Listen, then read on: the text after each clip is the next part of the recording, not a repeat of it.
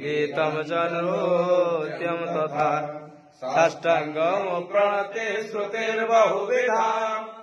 एतत्समस्तु मया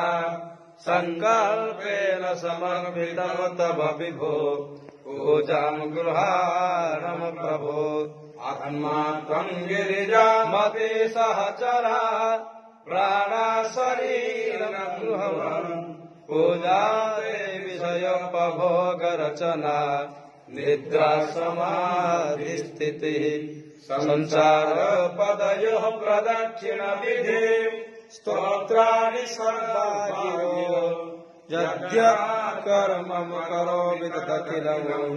शम्भो तवाराधनं करचरणकृतं वा कायजं कर्मजं वा श्रवणनयनजं वा